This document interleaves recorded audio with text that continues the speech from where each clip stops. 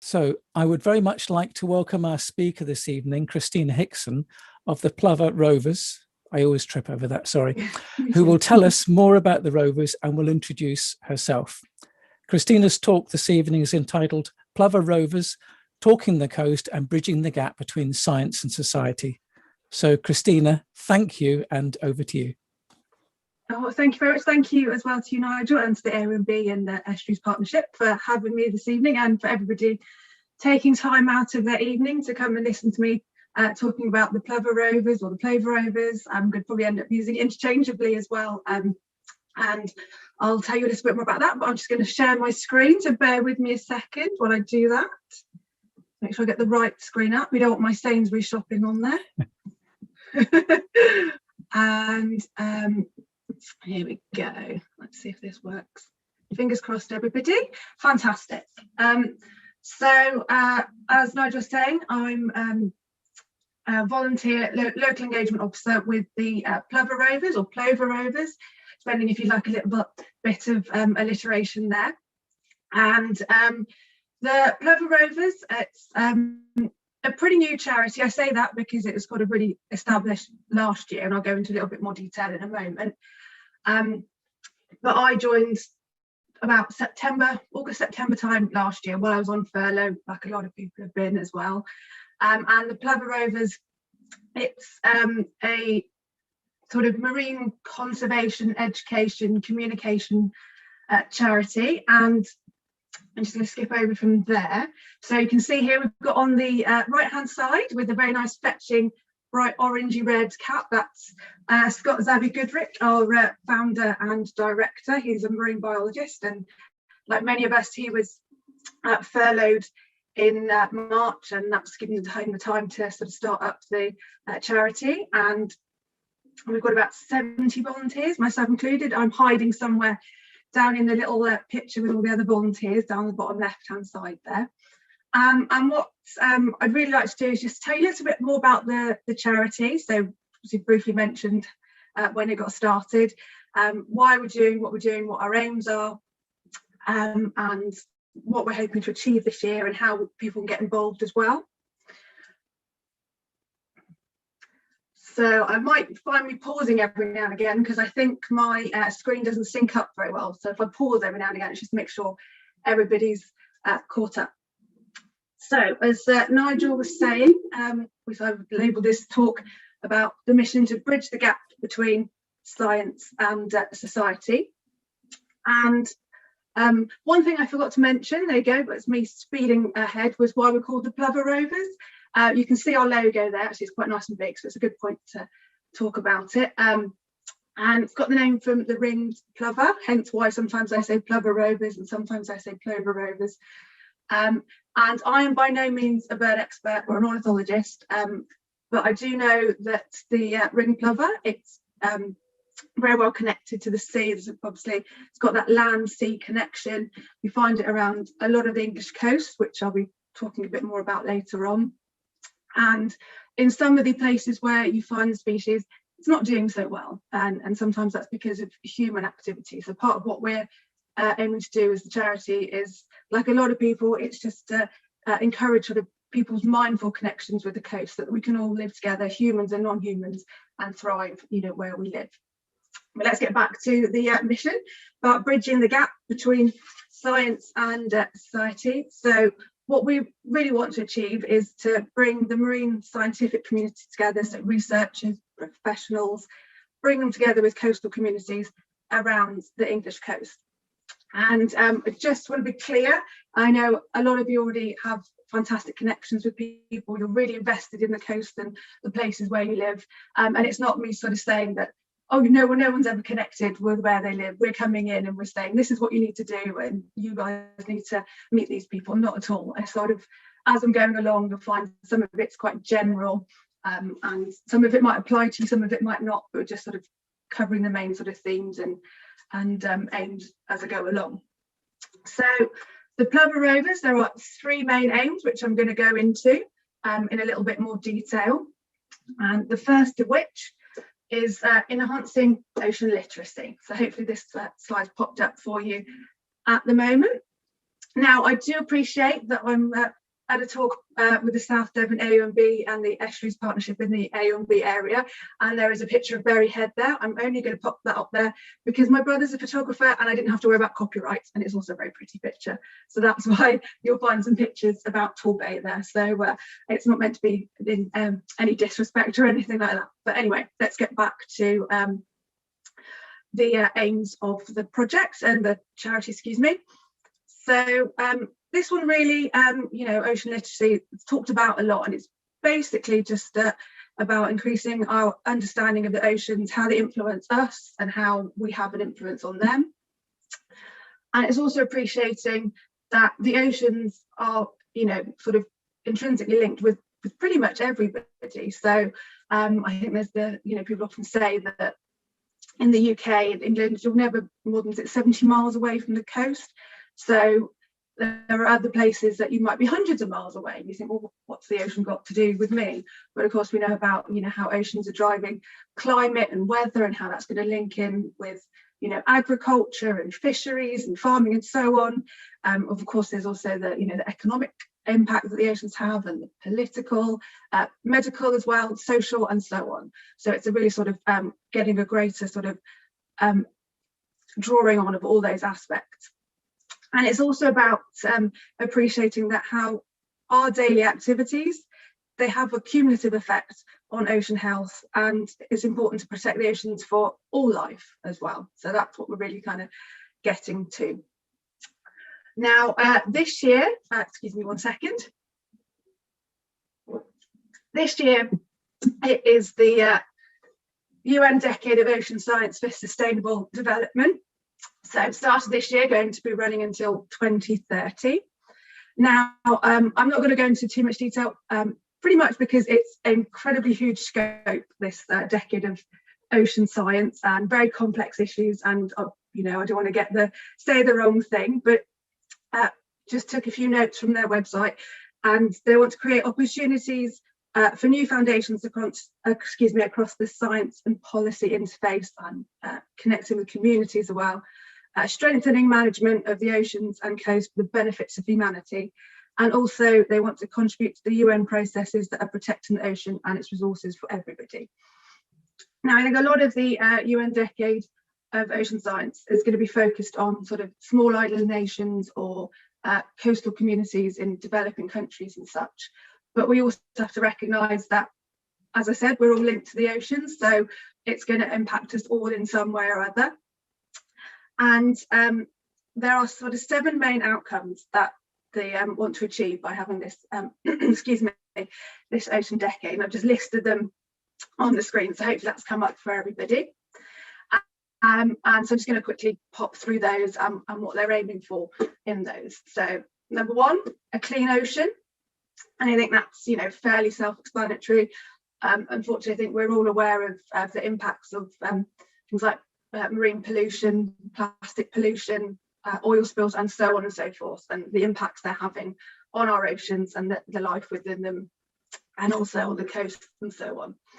And so it's really looking at what these issues are and what the potential solutions can be to remove these pollution events and to have cleaner oceans. Number 2, so there's a healthy and resilient ocean. And this one was, they were talking about, increasing the sort of mapping of the oceans and getting a better understanding of how to protect them. So like marine protected areas, which we do have around the UK coast as well, and looking at extending those and increasing the number of those as well.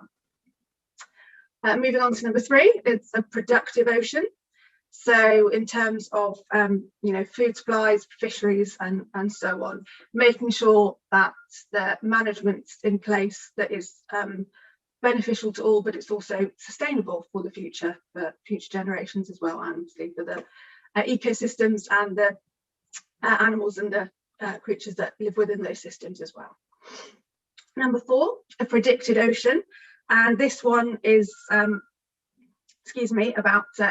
having lots of science-based research, so learning more about the oceans, which of course, you know, from some of the talks I've been sitting in on these forum meetings as well, you know, that's very active at the moment. It's just continuing that and building on that, but also making sure that that information is available to everybody, so that communities, you know, have got the opportunity to make more informed decisions and to be part of those conversations. Number 5, that's a safe ocean. So, for example, you know, if you're living by the coast, I mean, I can speak for myself where I lived, and a lot of people, we had Beast from the East a few years ago, and the winter storms and how they impacted us on the coast, for example. We're talking about, you know, sea level rises and so on and so forth, and how they're going to impact excuse me, coastal communities, individuals' lives and livelihoods and so on. So making sure that those coastal communities are safe for the future as well. And then number 6, so it's an accessible ocean. So not just, you know, being able to get to these places, of course, it's more about all that research that's we're hoping to be done and increased and built upon. It's that data that comes out of that really important data, that it's available for everybody. So that will kind of link in partly with the events that we're hoping to do, but also number 7, the inspiring and engaging ocean. That's the really sort of main one that I think the Plover Rovers and our Talking the Coast project, which I'll come to in a little while, is really kind of linked with. So it's, you know, increasing opportunities for education, building awareness, and allowing people to, you know, protect their oceans, becoming inspired to do more to protect their oceans and their coasts and so on. So as I said, the Plover Rovers fit in sort of mostly towards the end of that, so the inspiring and engaging ocean. And there are sort of several ways that we're hoping to achieve that. So by creating an active dialogue between scientists and communities. So again, obviously from these talks, and I've been to the other ones as well, there already is that dialogue. It's just having more opportunities and more occasions for that to happen. And to also realise that it's sort of a two-way street, if you like. So I love learning and listening to these researchers with all their fantastic research as well. But it's recognising that if you're talking about like local communities and how the coast impacts them, then they are experts themselves. You know, they have that lived experience of where you are, what it means to you, what the issues are to you as well. So it's having that two-way communication. We also think it's really important to collaborate with artists as well, to have you know, immersive and emotional sort of connections with ocean science, because not everybody, you know, is into the science and the data, if you like.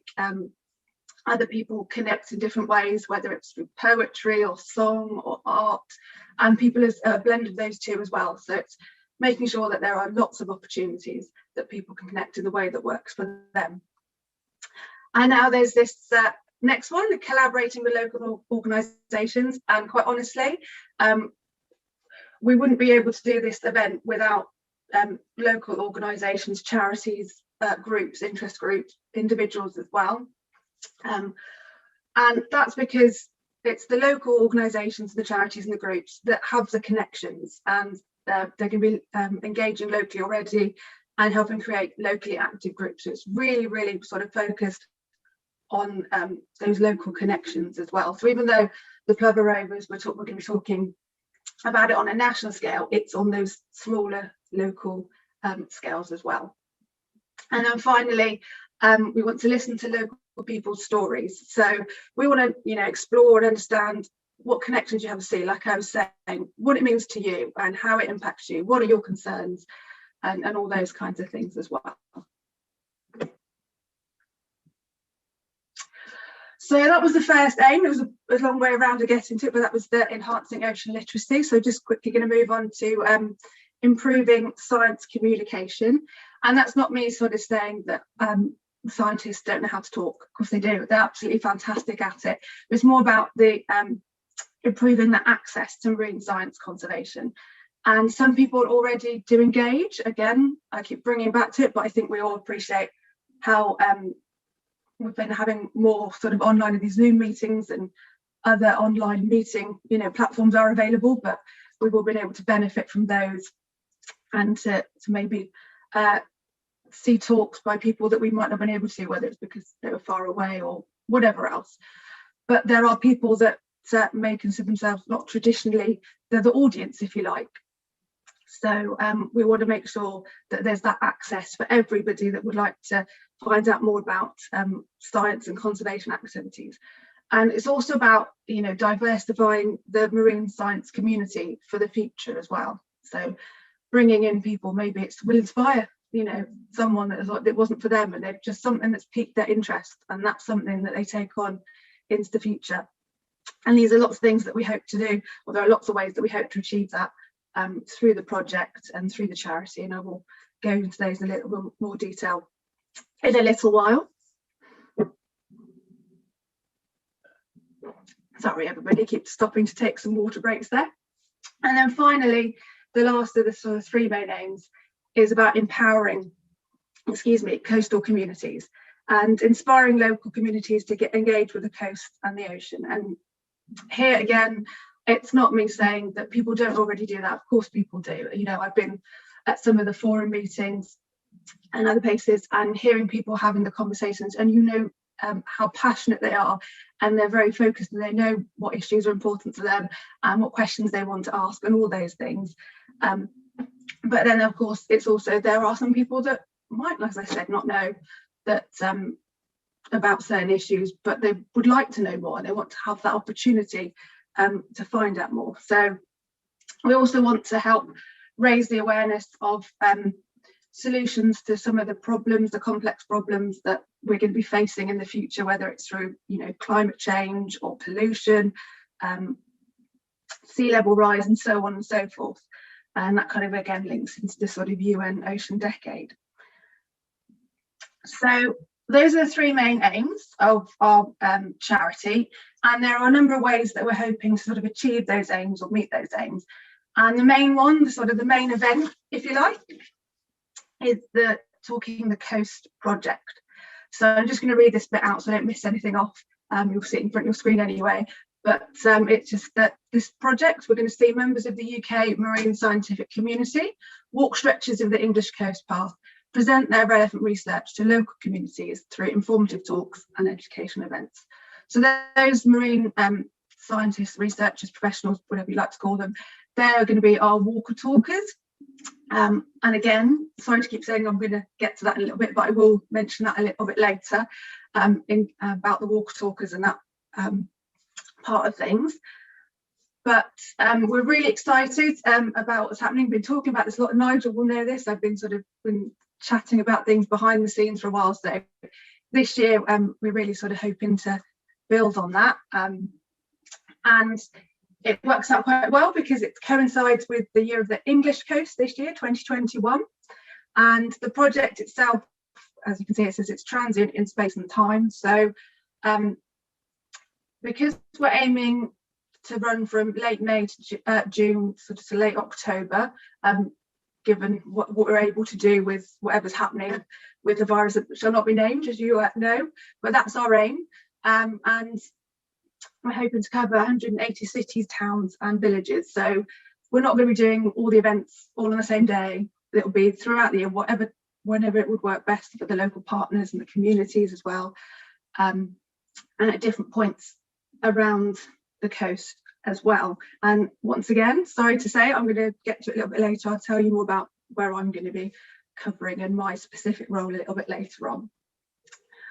And the Talking the Coast project, we're hoping to have, like I said, events based sort of between May, June to late October, ideally outdoors if we can, maybe some indoors as well.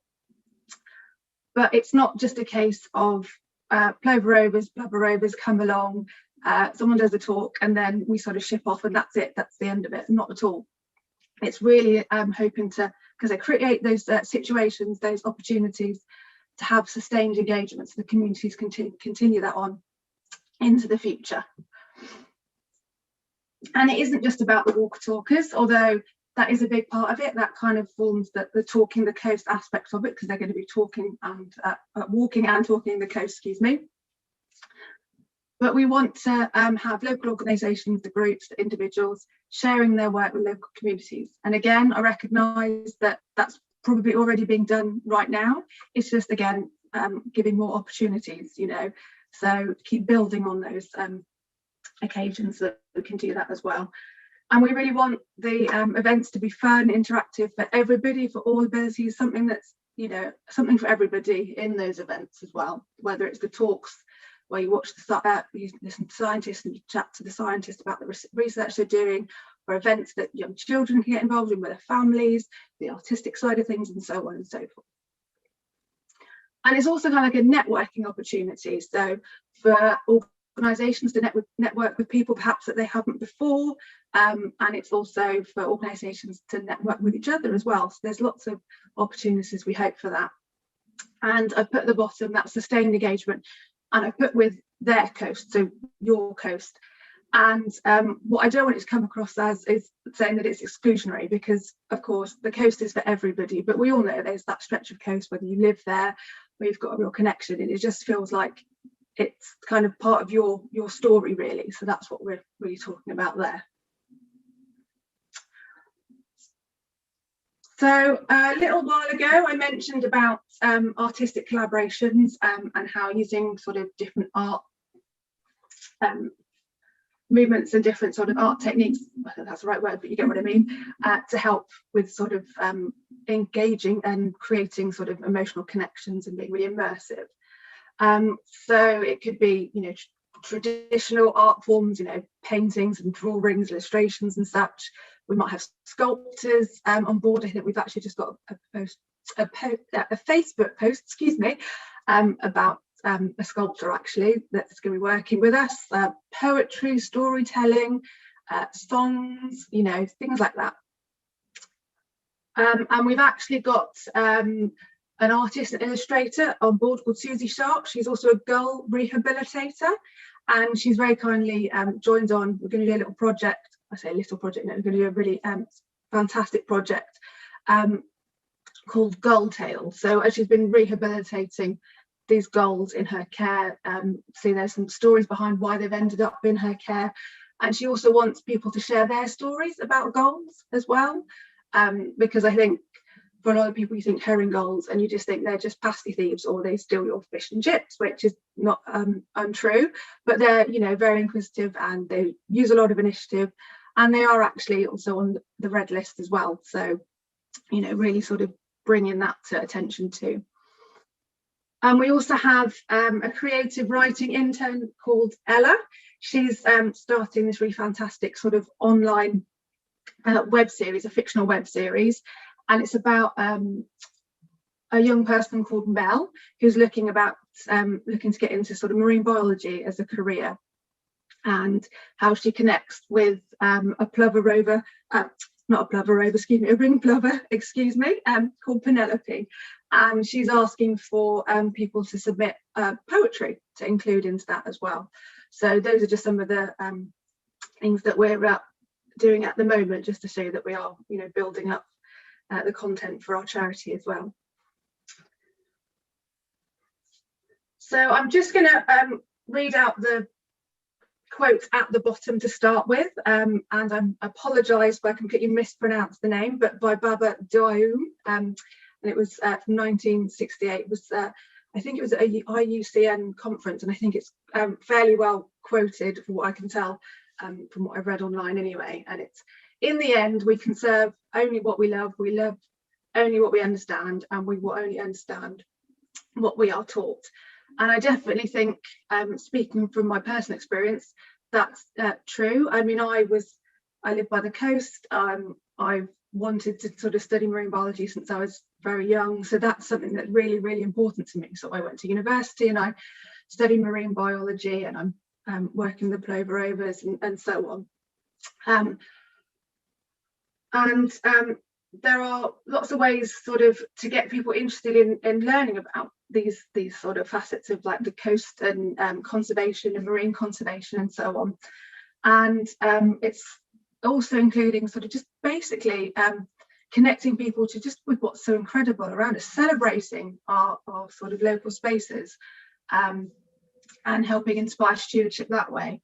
And then also recognising that in a lot of these places, there's a lot of maritime cultural heritage. You know, there's a lot of history to these places.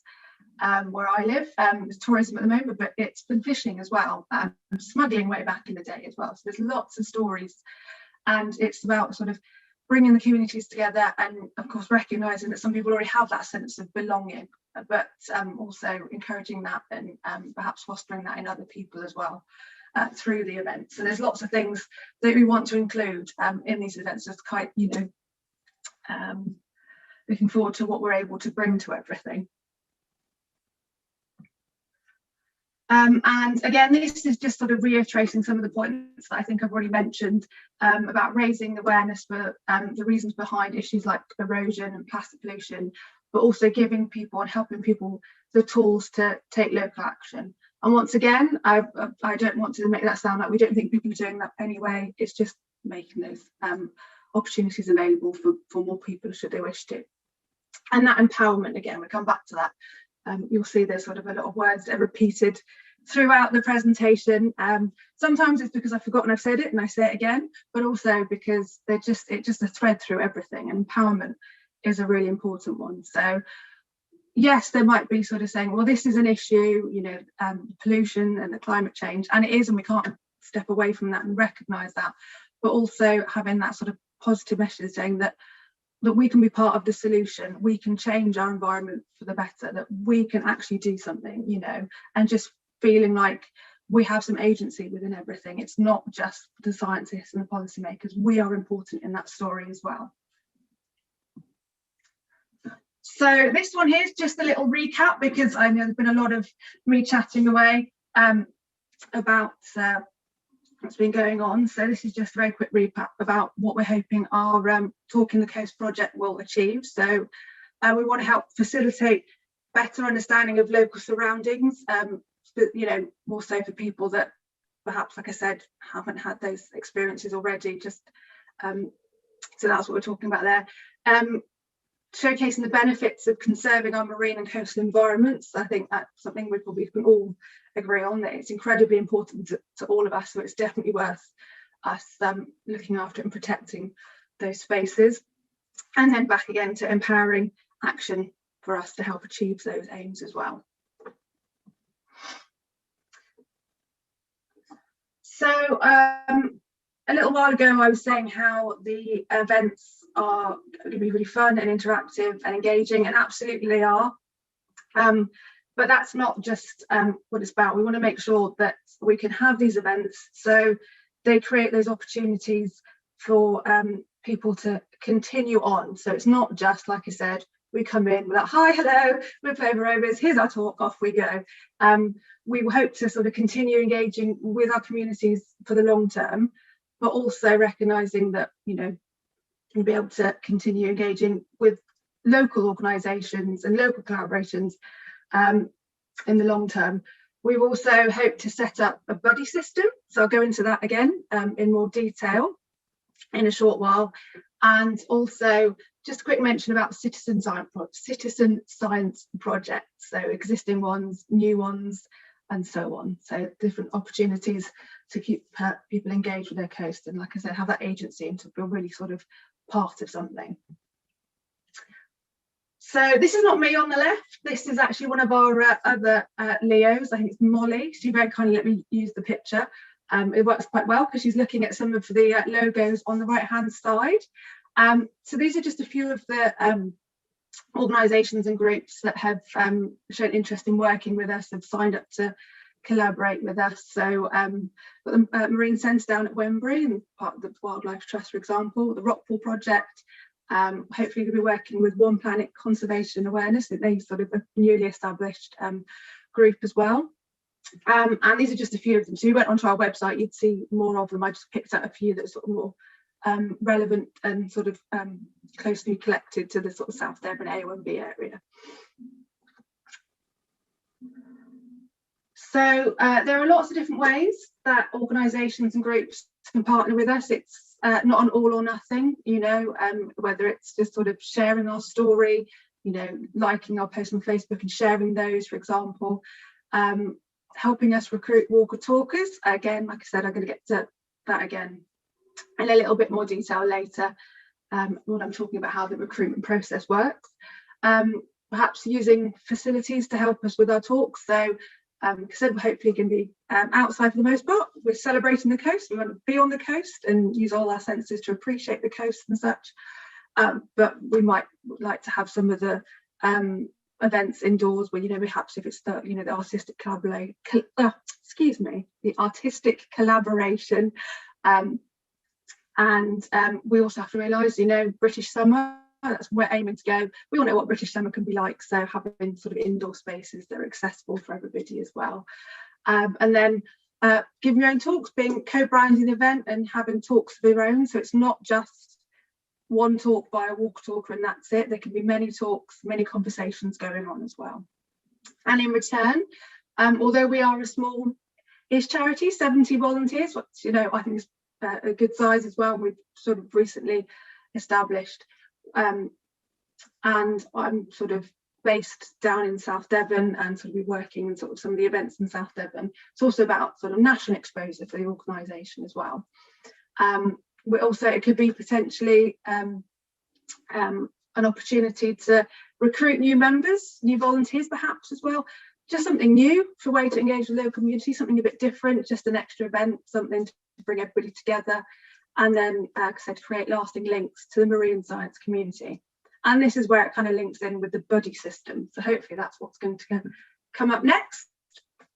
So this is our system whereby walker talkers, so the marine scientists and marine professionals, can link up with communities depending on location or topic that they're interested in. So they can we can help foster that connections with people, and basically they get together and they talk to each other and they learn from each other, and working with us and other organisations that we can help with those conversations, and ultimately perhaps even set up local events to raise ocean literacy in communities as well. So that's that long-term aspect of things. So I think that links quite well with a lot of those UN decade of ocean science aims. So making that sort of scientific data available to everybody by having these conversations and learning from each other as well.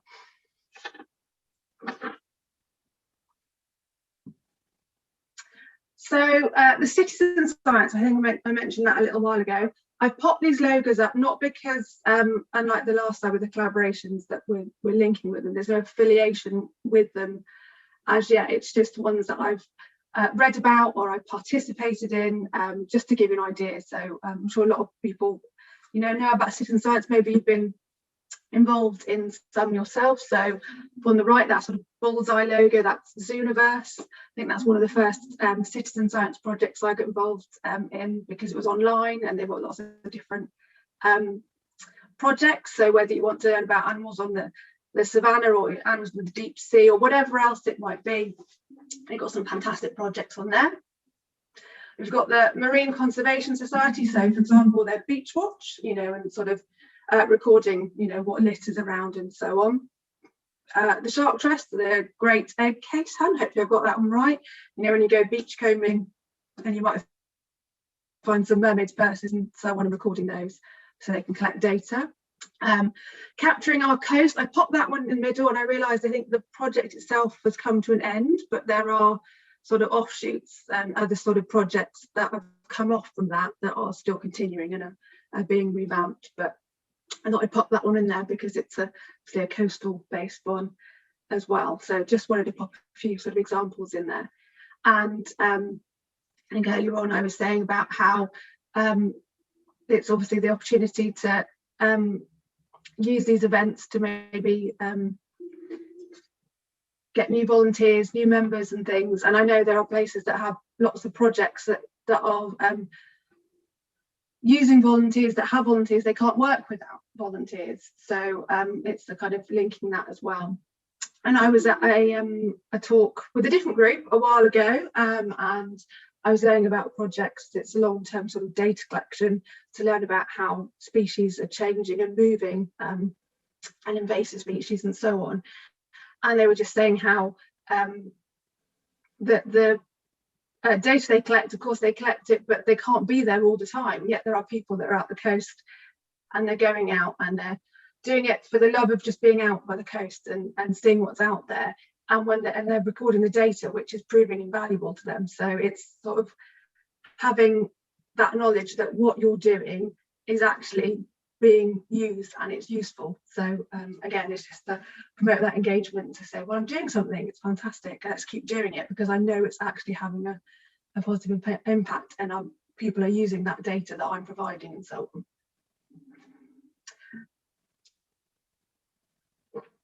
So kind of going backwards a little bit, just to give you a bit of a little bit of information about the Leos. I introduced myself earlier on, saying that I'm a local engagement officer, Leos for short. I am, I'm there in the middle somewhere. I can see myself, trying not to look at myself there. And there are, I think, just over 30 of us now.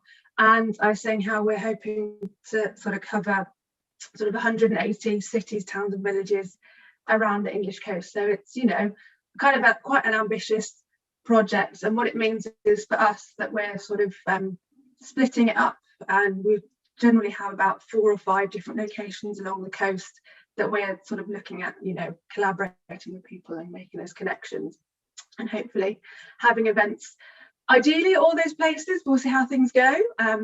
And for me, so getting back to what I'm doing, I'm covering from Stoke Fleming down to Plymouth, which is why I've been very kindly invited to join some of the forums in the South Devon AONB, because that's the area that I'm going to be covering, and I would like to find out more about and work with everybody down there as well. So a lot of what I've been saying, it's been very general. It's sort of on the national scale. What are we doing as a charity? What is the Talking the Coast project doing as a whole? What are all the aims?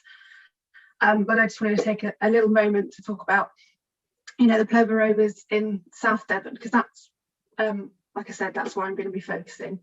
And I am personally just outside, I think, of the AONB, but I am still in South Devon. That's where I'm from.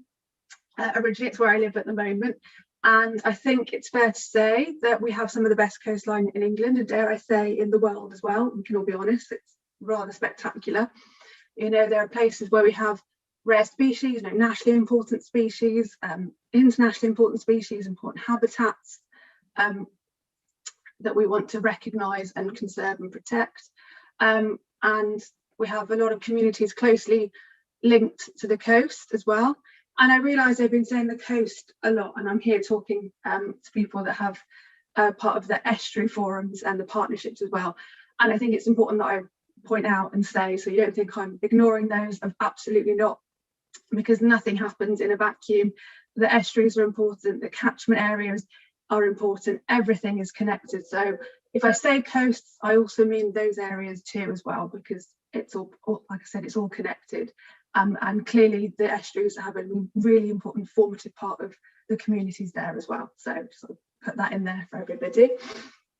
And of course, there are lots of organisations and projects that are focused on conservation in South Devon, and obviously lots of community support and engagement. We already know that from the meetings and from what I've seen and from what I've read and from what I've heard from the meetings as well. And of course, there's a sort of wealth of local knowledge and experience as well. So whilst I live in South Devon, I suppose you could say I'm an expert in where I live. It's formed a big part of who I am. So if people ask me about where I live, I could tell you what it means to me, and what my interests are, and what my concerns are, or what I think the issues are, and where I think the future is.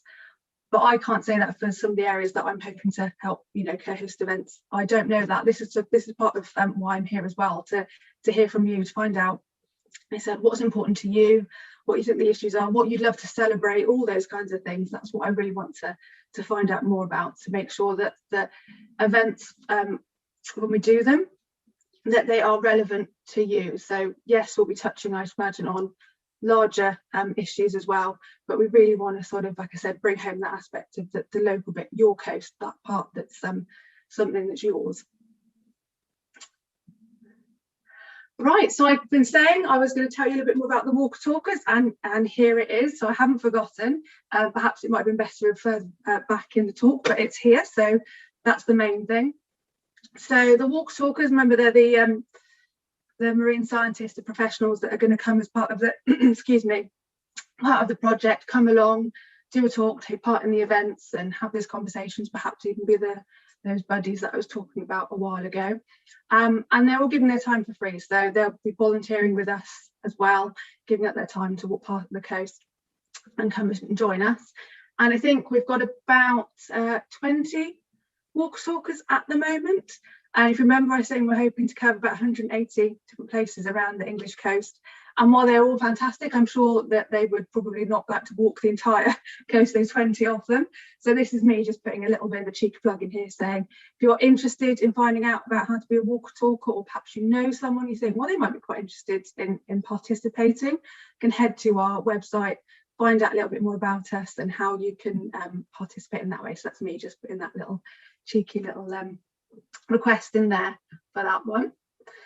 Now, I think I've done quite well, gone quite a way through without really touching on COVID-19, but we can't really escape it, can we? I mean, that's part of the reason that we're doing a lot of virtual talks at the moment.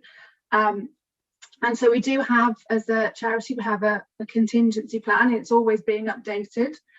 So the last update after, the government update, I think it's sort of mid-February, wasn't it, about the roadmap out of what's happening at the moment out of lockdown and so on, has changed our timeline slightly. So originally, way back when, we were like, well, maybe we'll be able to do talks sort of from March onwards, outside in situ in these places.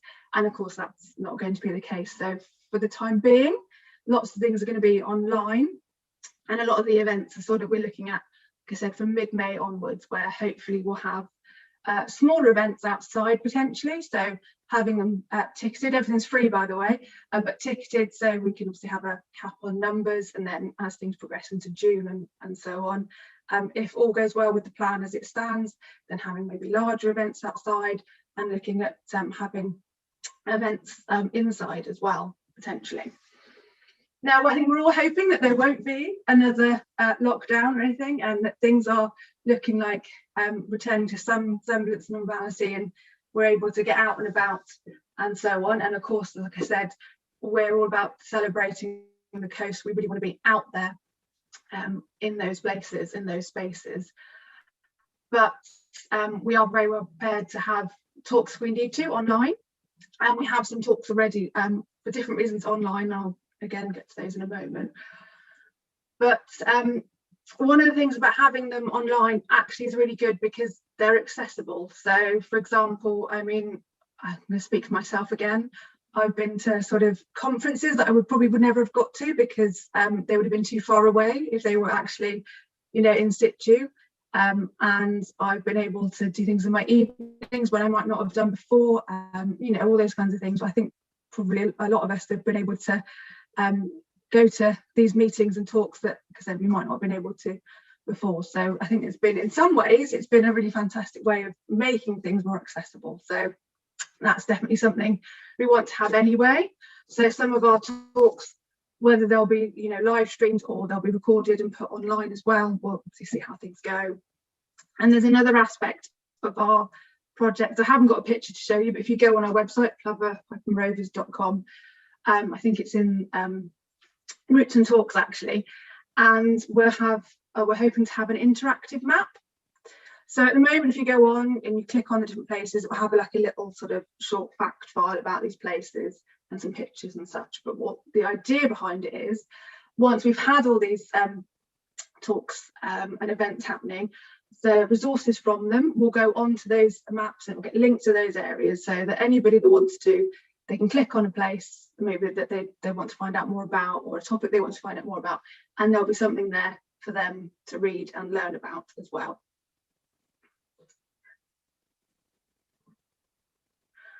So I've been talking a lot, so I apologise, I'm getting to the end, I promise. I've been talking a lot about this Talking the Coast project, when it's going to be happening, and you might be thinking, well, what are you doing at the moment? That's all well and good, might sound quite exciting, I hope it does for you, but what are you doing right now? What is there anything that's happening at the moment? And we are active at the moment. I'm sort of behind the scenes as one of the Leos, like I said, planning and working out, for the events themselves. But we have a communications team, Scott, our director, as well, uploading lots of content online. So if you're interested and you want to find out more, got the usual Facebook and Twitter and Instagram. We've got a YouTube channel as well. And we will soon, it's not up yet, but it is in the process, not far off. We have a podcast as well. So if you got fed up of looking at people talking at a screen and you'd like to sit and listen instead, we'll hopefully have some podcasts coming your way soon. And we also have regular webinars. They're the ones that get uploaded to our YouTube channel. The next one coming up, we can actually see it on the screen. Hopefully you can still see my screen.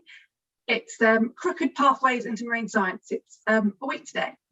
And I think it's basically just conversations about how people get into marine science, and it's not all plain sailing, and people have different reasons and different ways of how they've got to where they are. So that one's coming up in a little while. We have a blog as well, and you can see I've just taken a screenshot of the latest one. It's actually the United Nations Decade of Ocean Science for Sustainable Development, which has got some fantastic information. Might have used some of that myself in my talk. Ramblings of a Coastal Walker 2, you can see on there. So that's basically an extreme walker talker. They're actually walking longer stretches of the coastline and they're going to be blogging about it. So we've got lots of those popping up on there sort of fairly regularly. And then we've got our newsletter. So Plover on the Move, Plover Rover News. And we sort of aim, I say we, I'm not doing it, but our comms team and our content team aiming sort of every month or so. Actually, there's the newsletter, I can't remember which month, I think it was November, but I could be wrong, it's on our archives anyway, with some more information about Sue and Ella, the sort of the artistic, the Gold Tail, sorry, and the stories they're doing as well are on there. And you can sign up for those, so you can get those, popping those into your email if you're interested. So I thought I'd just plug those ones there as well for you. And finally, lastly, just to sort of wrap up a little bit about where we're at the moment. So just to recap some of that information that I've already told you. So we've been registered as a charity since June of last year. We're still recruiting walker talkers. There are more than 70 sort of active volunteers as part of the charity. Obviously got the social media, newsletter, the webinars. We're growing our network of local partners as well. So that's something we're really excited about, all these connections that we're making. We've got support from national partners as well, like the Institution of Environmental Science. For example, the artists that we're collaborating with, we're building on that. I'm also establishing ties to universities like Exeter and Plymouth and Portsmouth and so on. So lots and lots of exciting things are happening. I'm really excited to be a part of the Plover Rovers and Talking Coast. I'm really excited about what might happen for this year and beyond.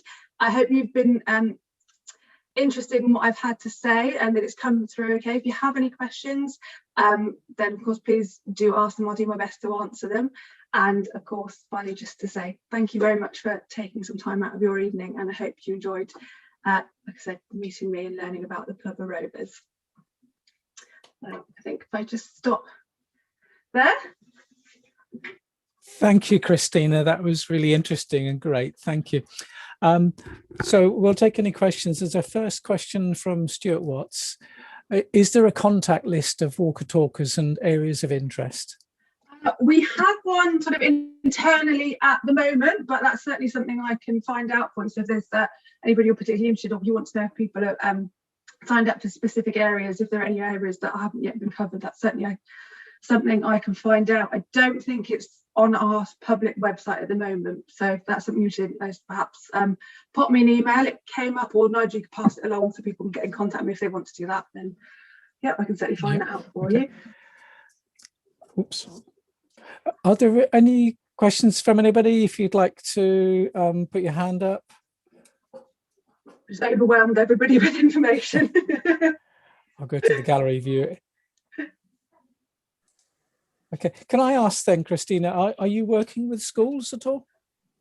We hope to, absolutely. So that's a very good point. I didn't touch on that one. So as part of the event, we definitely want to have interactions with the local schools. So whether that's through the artistic collaborations or there's something that I've got some ideas for. I don't want to go into it because it's very early days, but definitely we want to involve with the local schools and their families and everything. So yeah, definitely will be school involvement if we can. If they're interested in doing it, that is. I'll be definitely asking. Yeah. Oh, they'll particularly primary schools will probably bite your arm off if you're able to. Oh yeah, well there we are. I've got two. Adam Davison, like to unmute and ask you a question, please.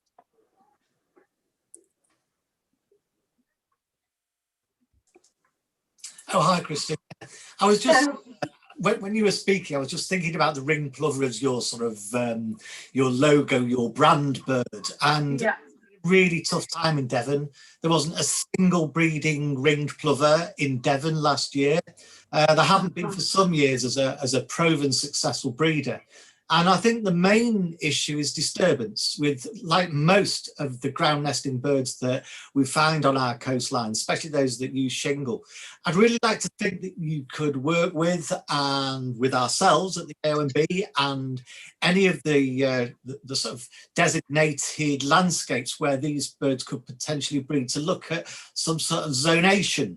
The last breeding report was at Dawlish Warren, and through I don't know, coastal erosion, sea level rise, all of those sorts of issues. But it really is to do with people that aren't keeping dogs on leads and ground nesting birds that are disturbed by people. And I think zonation is the only way. I've been lucky enough to see the snowy plover out in Florida. And that was a bird that was also on the very, very edge of actually being extinct as a breeding bird. And they did some huge bits of work on education and zonation and actually fencing off some areas just for breeding birds. I'd like to work with you on thinking in Devon, especially South Devon, there's a possibility of looking at some sort of project like that. I think it'd be good for your organisation. And it would actually do something really practical. I think that's what we're really looking for, real practical solutions. That was sorry, I didn't mean to interrupt you. That's the perils of Zoom, isn't it, and the delay there. But no, absolutely. Like I said, so now if you haven't already got it, if you didn't take it down, my email address, absolutely love to have that conversation. And you're totally right. It's one thing to sort of talk about these things, isn't it? But it's actually to sort of, you know, to have that practical aspect to really kind of start sort of moving things forward. And like I said, it's to have that engagement properly. You can all the words you like, but you can't, you know, you've actually got to be doing something about it as well, haven't you? So yeah, definitely. I'd love to hear more. So yeah, please do get in touch. Kirsty, if you'd like to unmute and ask your question, please. Oh yeah, Christina, I work for Devon County Council, but I also support the local nature partnership, and one of the things that I work on in particular is kind of naturally healthy. So it's all about promoting the kind of health benefits of getting out. And I don't know if you engage much in that kind of agenda, but we've got a campaign month coming up in May, and it might be really interesting to think about whether, you know, you've got any events or activities already going on there. We could maybe link up around messaging and things. Yeah, no, that would be absolutely fantastic. Like I said, I'm not trying to sort of fob you off the moment, but if you want to have a chat with me, get in touch with me, because I think I was chatting to someone else, to one of the sort of organisations that I was put on the partnership with. I think it's Till the Coast is Clear. You probably heard of them as well, and they were chatting about how about green spaces and sort of green prescribing. I don't know if I use the right term there, but you know, that kind of aspect of things as well. So that's definitely something that we'd like to bring in. I think we've got or we've either had or we're going to have a webinar. I think we have had on about, you know, blue space and for our mental health and for our physical health as well. So definitely something that we'd love to have a conversation about as well. So yeah, definitely. I've just noticed that Nigel's put your email in the chat, so I'll send it. Oh, fantastic! There we are. Thanks very much. No, please do. That'd be lovely. Thank you. I've also put a link to your Plover Rovers website as well. Oh, wonderful! Thank you, Nigel. That's really fantastic. Thank you. Stuart Watts, you've got your hand up. If you'd like to ask a question, please. Yeah, sorry, I unmuted and assumed that I'd been able to speak. I just wondered whether Christina could tell us a bit more about the funding background. You're a charity, obviously, Yeah. but I mean, you obviously need some financial resources to function. I wonder where that comes from. Well, at the moment, As a follow-up in a minute. So if you tell me first. yeah. So we're all at the moment, as I said, we're all volunteers. So there's no one's on a salary or anything like that. We're all working remotely, so that there's no overheads, if you like, at the moment. But we recognise we're having events. There's going to be some of those, and at no point is what we're doing is asking people for money or the organisations, but we have a grants team, so they're looking at applying for grants as well. And that's something that our director Scott mentioned, is that we're also happy that if there are other organisations that work with us and they're looking for grant funding as well, and having that connection with us and will help with their bids as well. So we're very happy for that, but a lot of that is what we're looking at is through grant funding and such. So that's where we are at the moment. But like I said, at the moment everything's sort of pretty virtual, so there's not really much cost at the moment. It's all just people power. So Thank you. But if you get involved in projects, you're going to need some funding for those, I think. I mean, the reason I'm asking is because I'm chairman of an environmental conservation charity based on the River Avon, particularly the estuarine part of it.